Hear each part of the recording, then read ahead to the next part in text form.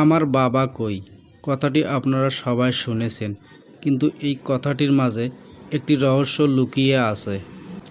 চলুন আমরা রহস্যটি জেনে নেই। এই ছেলেটির বাবার নাম সেলিম শেখ।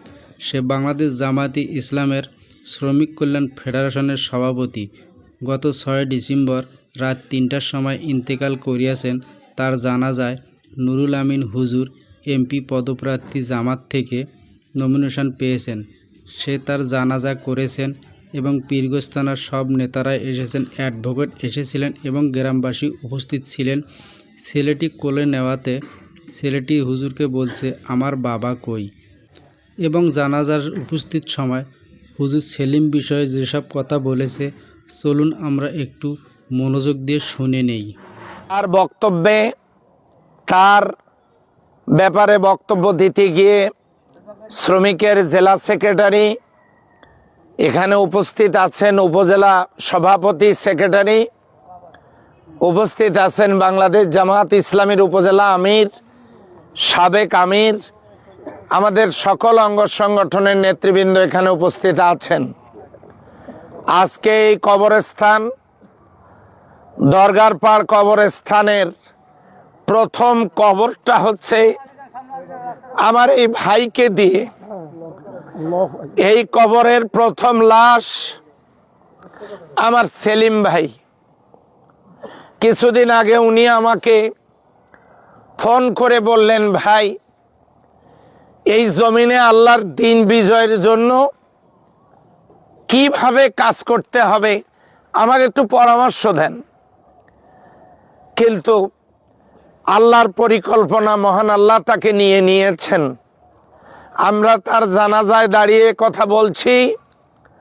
আমরা আমাদের একজন বিশ্বস্ত নেতাকে হারালাম, আমরা আমাদের একজন দায়িত্বশীলকে হারালাম, সক্রিয় ব্যক্তিকে হারালাম, যিনি রাত দিন একাকার করে এই এলাকাতে আল্লাহর দ্বীনের কাজ করতেন।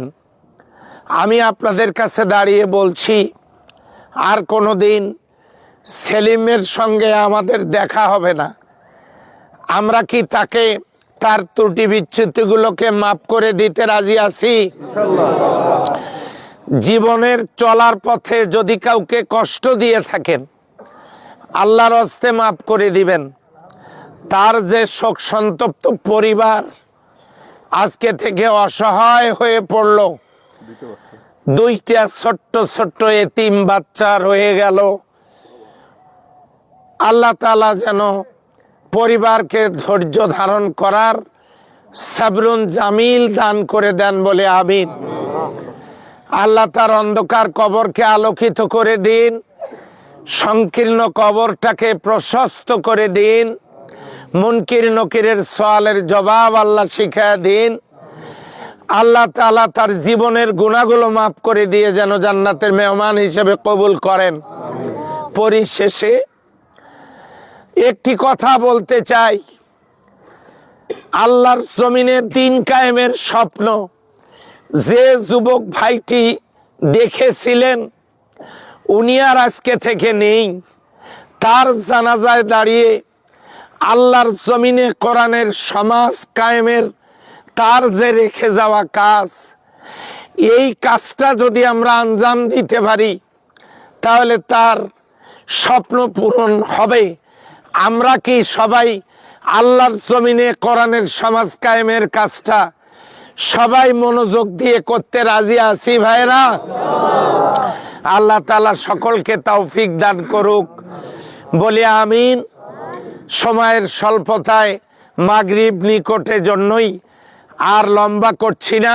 মরহুমের জন্য দোয়া চেয়ে, তার পরিবারের জন্য দোয়া চেয়ে, তার ত্রুটির জন্য ক্ষমা চেয়ে, আমি আপনাদের জন্য দোয়া করে আপনাদের কাছে দোয়া চেয়ে আমার কথা শেষ করছি।